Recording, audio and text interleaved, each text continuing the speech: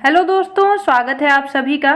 तो जो हमारे आधुनिक भारत के इतिहास के क्वेश्चंस की सीरीज चल रही थी उसका नेक्स्ट पार्ट है। इसमें भी 30+ क्वेश्चंस इंक्लूडेड हैं। सारे मोस्ट रिपीटेड क्वेश्चंस हैं। मैं ऐसे ही क्वेश्चंस को ले रही हूँ जो कि बहुत बार पूछे गए हैं, तो इसलिए हमारे किसी भी एग्जाम के लिए बहुत ज़्यादा ये हेल्पफुल होने वाले हैं। तो आप पूरे वीडियो को एक बार ज़रूर देख लें, और इससे पहले अगर आपने प्रीवियस वीडियोज़ को नहीं देखा है तो आप उन्हें भी जाके ज़रूर देख लें, क्योंकि मैं एक सीक्वेंस वाइज चीज़ों को लेके चल रही हूँ, तो आपके लिए बहुत ज़्यादा हेल्पफुल होगा और आगे की चीज़ें आसानी से समझ में आएंगी। तो आइए स्टार्ट करते हैं और आज के क्वेश्चंस को देखते हैं। आज का हमारा पहला क्वेश्चन है, भारत की आत्मा गांवों में निवास करती है, यह किसका कथन है? तो इसका सही आंसर हो जाएगा महात्मा गांधी। महात्मा गांधी गांवों के विकास के एक बहुत ही बड़े समर्थक थे। वो गांवों का विकास चाहते थे, कहते थे कि गांवों के विकास से ही पूरे देश का विकास हो सकता है। और उनकी अगर थोड़ी सी बात करें तो गांधी जी सामाजिक एवं क्षेत्रीय असमानताओं के उन्मूलन करने के पक्ष में थे। तो इसका सही आंसर क्या हो जाएगा? महात्मा गांधी। अगले क्वेश्चन को हम देखते हैं, गांधी जी द्वारा सन 1933 तक संपादित समाचार पत्र का क्या नाम था? तो अगर हम बात करें तो गांधी जी ने बहुत सारी पत्रिकाएं निकाली, लेकिन उसमें से 1933 तक तो संपादित किया गया वो था यंग इंडिया। यंग इंडिया का जो संपादन किया गया गांधी जी द्वारा किया गया। इसके अलावा गांधी जी द्वारा हरिजन हरिजन जो कि अंग्रेजी में छपता था, तो ये भी ध्यान रखिएगा, ये इंग्लिश में छपते थे। और हरिजन बंधु भी इन्हीं के द्वारा निकाली जाती थी। तो हरिजन बंधु, ये इसकी भाषा क्या होती थी? गुजराती होती थी। तो ध्यान रखिएगा, इसकी भाषा गुजराती होती थी। हरिजन सेवक भी इन्हीं की थी। तो हरिजन सेवक जो था ये किस भाषा में थी? तो ये हिंदी भाषा में थी।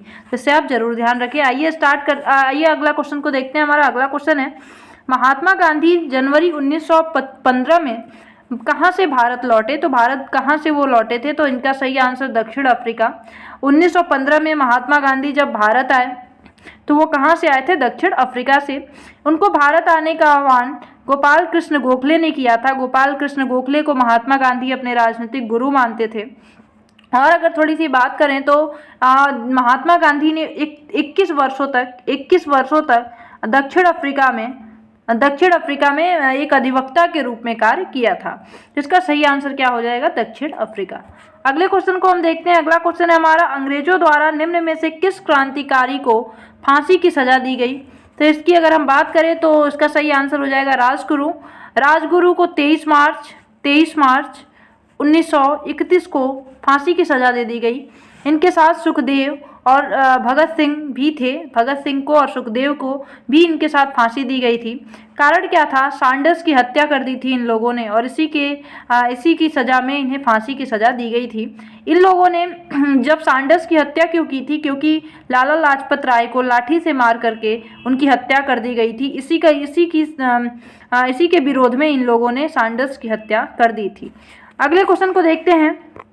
1918 में महात्मा गांधी सूती कपड़ा कारखानों के मजदूरों के बीच सत्याग्रह आंदोलन चलाने जा पहुंचे। तो 1918 में सूती कपड़ा कारखानों के मजदूरों के बीच कहाँ पे गए थे? इन्होंने आंदोलन कहाँ पे चलाया? तो अहमदाबाद मिल मालिकों के खिलाफ इन्होंने आंदोलन चलाया था। अगर हम इसकी थोड़ी सी बात करें तो अहमदाबाद में ये मार्च 1918 में चलाया गया था। इसे भी ध्यान रखें, मार्च 1918 में ये आंदोलन चलाया गया था। गांधी जी के नेतृत्व में क्या किया गया था कि सूती जो मिल थी उनमें हड़ताल किया गया 1918 में। और ये जो हड़ताल रहा ये सफल रहा था, और जो श्रमिक थे उनके वेतन में 35% की वृद्धि की गई थी। उस टाइम पे प्लेग बोनस के रूप में उन लोगों ने मांग की थी, और ये जो आंदोलन रहा एक तरह से सफल आंदोलन रहा था। अगले क्वेश्चन को देखते हैं। महात्मा गांधी ने सन 1930 में सिविल अवज्ञा आंदोलन कहाँ से प्रारंभ किया? सिविल अवज्ञा आंदोलन, जिसे सविनय अवज्ञा आंदोलन के रूप में जाना जाता है, अगर हम इनकी बात करें तो इन्होंने साबरमती आश्रम से इसकी शुरुआत की थी।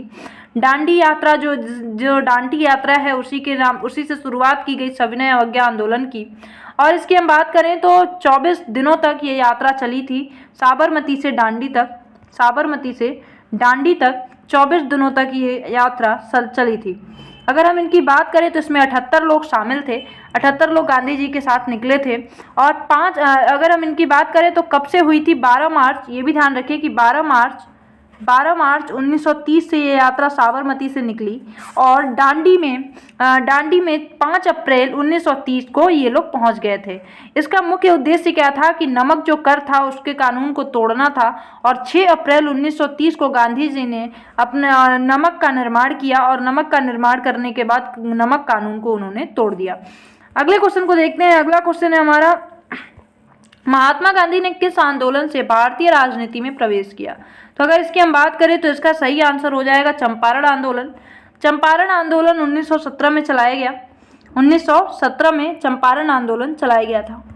अगर हम बात करें कि आंदोलन क्यों चलाया गया, तो इस आंदोलन का कारण था कि जो तिनकठिया प्रणाली चलती थी, इसके तहत जो भारतीय किसान थे उनको बागान मालिक इसलिए विवश करते थे कि वो नील की खेती करें। 1/3 अपने खेत का जो उनका 1/3 हिस्सा है उस पर नील की खेती करे और उनके बताए दाम पे वो बेचे। तो इसके लिए गांधी जी से किसानों ने अनुरोध किया और गांधी जी चंपारण आंदोलन इन्होंने प्रारंभ किया। ये आंदोलन सफल रहा। तो इसका सही आंसर क्या हो जाएगा? चंपारण आंदोलन। ये वही आंदोलन था जिसके बाद से गांधी जी भारत के राजनीति में प्रवेश कर गए थे। अगले क्वेश्चन को देखते हैं। लाहौर षड्यंत्र मामला किसके विरुद्ध रजिस्टर किया गया था? इसकी अगर हम बात करें तो इसका सही आंसर क्या हो जाएगा? भगत सिंह। इसका सही आंसर हो जाएगा भगत सिंह। इन्होंने अगर हम बात करें लाहौर षड्यंत्र मामला ये क्या था, तो इसमें सैंडर्स की हत्या कर दी गई थी भगत सिंह, सुखदेव और राजगुरु जी के द्वारा। अगर हम थोड़ी सी और बात करें तो लाला लाजपत राय की हत्या लाठी चार्ज के दौरान कर दी गई थी। पुलिस ने लाठी चार्ज करके लाला लाजपत राय की हत्या कर दी और इसी के विरोध में इसी का बदला लेने के लिए एक तरह से भगत सिंह, राजगुरु और सुखदेव ने मिल करके सैंडर्स की हत्या कर दी। एक पुलिस अधिकारी सैंडर्स था जिसकी हत्या इन लोगों ने कर दी और इसकी सजा में इन्हें फांसी दी गई और 23 मार्च 1931 को इन्हें फांसी की सजा दी गई थी। अगले क्वेश्चन को हम देखते हैं। अगला क्वेश्चन है हमारा, 1924 में भारतीय राष्ट्रीय कांग्रेस के बेलगांव सत्र की अध्यक्षता किसने की? ये बहुत बार पूछा गया क्वेश्चन है। तो इसका सही आंसर क्या हो जाएगा? महात्मा गांधी। महात्मा गांधी ने बेलगांव अधिवेशन की अध्यक्षता की थी। लेकिन अगर हम बात करें तो महात्मा गांधी ये पहला अधिवेशन था जिसकी अध्यक्षता महात्मा गांधी ने की थी। इससे पहले इन्होंने किसी भी अधिवेशन में अध्यक्ष के पद पे नहीं रहे थे। तो इसका सही आंसर क्या हो जाएगा? महात्मा गांधी। अगले क्वेश्चन को हम देखते हैं। अगला क्वेश्चन है हमारा कि वल्लभ भाई पटेल को सरदार की पदवी किसने दी? तो वल्लभ भाई पटेल, इनको सरदार की पदवी बारदौली की महिलाओं द्वारा दी गई थी। अगर हम बात करें तो 1928 में बारदौली सत्याग्रह का नेतृत्व सरदार वल्लभ भाई पटेल ने किया था और इसके सम्मान में इन्होंने जिस तरीके से इस आंदोलन को निभाया, उसके सम्मान में जो बारदौली की महिलाएं थी इनको सबसे पहले सरदार की उपाधि से इन लोगों ने सम्मानित किया था। अगले क्वेश्चन को देखते हैं। अगला क्वेश्चन है हमारा, महात्मा गांधी अर्धनग्न फकीर है, यह युक्ति किसने कही थी? तो यह युक्ति जो थी ये किसने कही थी? तो इसका सही आंसर क्या हो जाएगा? जो महात्मा गांधी थे इनको अर्धनग्न फकीर की उपाधि किसने दी थी? तो इसका सही आंसर हो जाएगा विंस्टन चर्चिल। विंस्टन जो चर्चिल थे ये ब्रिटिश प्रधानमंत्री थे और इन्होंने महात्मा गांधी को अर्धनग्न फकीर कहा था। तो इसका सही आंसर क्या हो जाएगा? Winston Churchill. अगले क्वेश्चन को हम देखते हैं। अगला क्वेश्चन है हमारा, गांधी के दांडी मार्च का संबंध किससे है? तो इसका सही आंसर हो जाएगा सविनय अवज्ञा आंदोलन। गांधी जी ने सविनय अवज्ञा आंदोलन की शुरुआत दांडी मार्च से की थी। यहाँ से इन्होंने साबरमती से लेकर के दांडी तक इन्होंने यात्रा की, 24 दिनों की यात्रा और नमक कानून को तोड़ा था 1930 में। ये भी ध्यान रखिए 1930 में। तो इसका सही आंसर क्या हो जाएगा? सविनय अवज्ञा आंदोलन।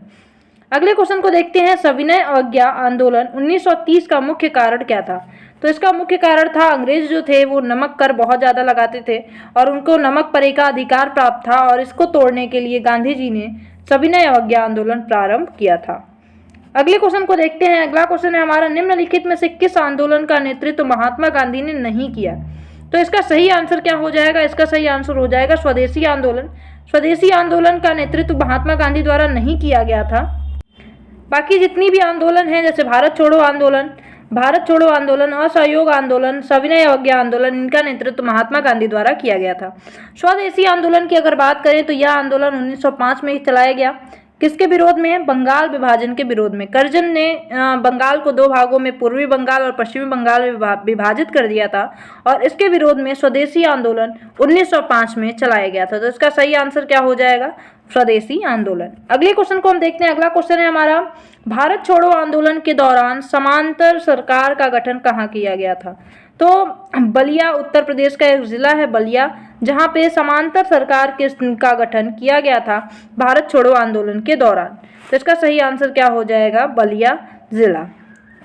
इसका नेतृत्व अगर पूछ दे तो नेतृत्व इसका चीतू पांडे ने किया था। इसका नेतृत्व चीतू पांडे ने किया था। तो इसे भी ध्यान रखिएगा कि बलिया का जो चुनाव था वो चीतू पांडे के नेतृत्व में संपन्न हुआ था। अगले क्वेश्चन को देखते हैं। सन 1923 में नागपुर में कौन सा सत्याग्रह हुआ? तो इसका सही आंसर हो जाएगा ध्वजा सत्याग्रह।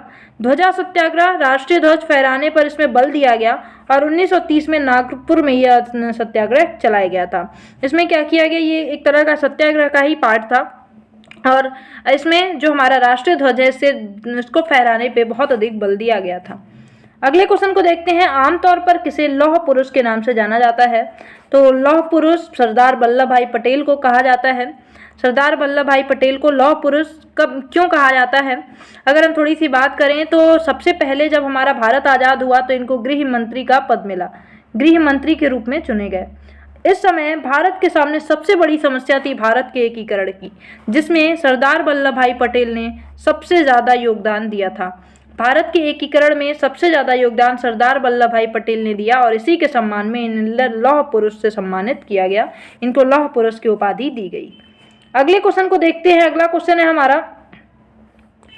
अगला क्वेश्चन है 1937 में देसी भाषा के माध्यम से बुनियादी शिक्षा देने के गांधी जी के प्रस्ताव का समर्थन करने के लिए शिक्षा सम्मेलन कहाँ आयोजित किया गया? तो इसका सही आंसर क्या हो जाएगा? वर्धा में किया गया था। ये शिक्षा सम्मेलन जो था वर्धा में किया गया था। इस शिक्षा सम्मेलन की अगर बात करें तो अखिल भारतीय राष्ट्रीय शिक्षा सम्मेलन इसको पारित किया गया और वर्धा राष्ट्रीय शिक्षा सम्मेलन के नाम से भी इसे जाना जाता है। अगले क्वेश्चन को देखते हैं। अगला क्वेश्चन है हमारा, स्वतंत्रता के पूर्व संध्या पर निम्नलिखित में से किस आंदोलन ने सबसे बड़ा कृषक छापामार युद्ध देखा? तो जो तेलंगाना आंदोलन चल रहा था, तेलंगाना आंदोलन 1946 में जो चला था, यह सबसे बड़ा किसान गुरिल्ला युद्ध था। सबसे अधिक इन्होंने छापामार युद्ध को देखा था। अगर हम ये आप मुझे कमेंट सेक्शन में जरूर बताएं कि गुरिल्ला युद्ध या छापामार युद्ध भारत में किसके द्वारा प्रारंभ किया गया। अगले क्वेश्चन को देखते हैं। अगला क्वेश्चन है हमारा, किस वर्ष में महात्मा गांधी ने रॉलेट कानून के विरुद्ध सत्याग्रह का आह्वान किया? तो इसका सही आंसर क्या हो जाएगा? 1919 में रॉलेट एक्ट पास हुआ और इसके बाद गांधी जी ने इसके विरोध में सत्याग्रह का आह्वान किया था। अगला क्वेश्चन है हमारा, 1937 में किन दो राज्यों में गैर कांग्रेस मंत्रिमंडल थे? तो अगर इनकी हम बात करें तो बंगाल और पंजाब और भी कुछ राज्य थे, सिंध, जैसे कि सिंध, असम, यहाँ पे कांग्रेस का गठन नहीं हुआ था। मतलब कांग्रेस की यहाँ सरकार नहीं बनी थी। और भी बात करें तो इसमें 1161 सीट थी और इनमें से 716 जगहों पर कांग्रेस ने चुनाव लड़ा था और इसमें इन्होंने बंगाल, पंजाब, सिंध और असम को छोड़ के बाकी सभी जगहों पर अपनी सरकार बनाई थी। अगले क्वेश्चन को हम देखते हैं। आर्थिक असमानताओं को दूर करने के लिए महात्मा गांधी ने किस सिद्धांत का उपयोग किया? तो आर्थिक असमानताओं को दूर करने के लिए गांधी जी ने एक सिद्धांत का पालन किया। वो सिद्धांत कौन सा था? तो इसका सही आंसर हो जाएगा न्यासिता का सिद्धांत। न्यासिता का सिद्धांत गांधी जी द्वारा आर्थिक असमानताओं को दूर करने के लिए अपनाया गया था। अगले क्वेश्चन को देखते हैं। अगला क्वेश्चन हमारा, गांधी जी ने सत्याग्रह आंदोलन किस वर्ष में आरंभ किया? तो इसका सही आंसर हो जाएगा 1917। 1917 में चंपारण में, कहाँ पे? चंपारण में गांधी जी ने अपना सत्याग्रह आंदोलन प्रारंभ किया था। अगले क्वेश्चन को देखते हैं। चंपारण सत्याग्रह का संबंध किससे है? तो हम देख चुके हैं, तिनकटिया जो प्रणाली थी उसके तहत नील की खेती करने के लिए किसानों को मजबूर किया जाता था और इसी के विरोध में गांधी जी ने चंपारण सत्याग्रह चलाया था। किसके विरोध में था? नील की खेती के विरोध में। अगला क्वेश्चन देखते हैं हम, कांग्रेस ने भारत छोड़ो आंदोलन का प्रस्ताव किस वर्ष पारित किया? तो इसका सही आंसर हो जाएगा 7 अगस्त 1942। 1942 में 7 अगस्त, अगर हम इसकी थोड़ी सी बात करें देखिए यहाँ पे अगर क्वेश्चन क्या पूछ रहा है, इस क्वेश्चन को हमें देखना है, क्योंकि 1942 में तो ठीक है, लेकिन अगर डेट पूछ दे तो डेट में ध्यान रखना है कि 7 अगस्त, ध्यान रखिए 7 अगस्त 1942 में बम्बई में बैठक हुई थी। बम्बई में पहली मतलब इसके लिए बैठक हुई भारत छोड़ो आंदोलन के लिए, और प्रस्ताव दिया गया। पारित कब हुआ, अगर पारित होने की बात पूछे तो 8 अगस्त 1942 को पारित हुआ, लेकिन 9 अगस्त 1942 को ये आंदोलन शुरू किया गया। तो इसे ध्यान रखिएगा कि 7 अगस्त को बैठक हुई बम्बई में, 8 अगस्त को प्रस्ताव पारित किया गया और 9 अगस्त से आंदोलन शुरू हो गया था। अगले क्वेश्चन को हम देखते हैं। अगला क्वेश्चन है हमारा, गांधी इरविन समझौते पर हस्ताक्षर कब हुए थे। तो गांधी और इरविन के बीच जो समझौता हुआ, ये जो समझौता था ये कब हुआ, तो इसका सही आंसर हो जाएगा 5 मार्च 1931। 5 मार्च 1931 को ये समझौता हुआ। इस समझौते के तहत जो अंग्रेजी सरकार थी उनने ये स्वीकार कर लिया कि ठीक है, हम उन सभी कैदियों को रिहा कर देंगे जो कि हिंसा में भाग नहीं लिए थे। तो हिंसात्मक रूप से जिन्होंने प्रदर्शन नहीं किया उनको हम रिहा कर देंगे, लेकिन जिन्होंने हिंसा का प्रयोग किया उनको हम रिहा नहीं करेंगे। और सरोजिनी नायडू जो थी, सरोजिनी नायडू ने इस मीटिंग को दो महात्माओं का मिलन कहा था। तो ये भी क्वेश्चन पूछा जा सकता है किसके द्वारा कहा गया था। तो गांधी इरविन समझौते को दो महात्माओं का मिलन सरोजिनी नायडू द्वारा कहा गया था। अगला क्वेश्चन है हमारा कि इसमें मिलान करना है कि किसको क्या कहा जाता था। तो पहला जो है ए सीमांत गांधी। सीमांत गांधी किसे कहा जाता था, अब्दुल गफ्फार खां। तो ए का क्या हो जाएगा, ए का 5। अब देखते हैं भारत का सबसे वृद्ध व्यक्ति, ये किसको कहा जाता था। तो भारत का सबसे वृद्ध व्यक्ति किसको कहा जाता, दादा भाई नौरोजी। तो बी का क्या हो जाएगा 3। अब आते हैं अगला, महामना मदन मोहन मालवीय। ये किसे कहा जाता था, मदन मोहन मालवीय को। तो सी का क्या हो जाएगा 1st। अब आते हैं डी, लौह पुरुष सरदार वल्लभ भाई पटेल। तो डी का क्या हो जाएगा 2रा। तो अब हम देखते हैं इसमें से कौन सा मैच करता है। तो इसका सही आंसर क्या हो जाएगा 2रा, ए का 5, बी का 3, सी का 1st और डी का 2रा।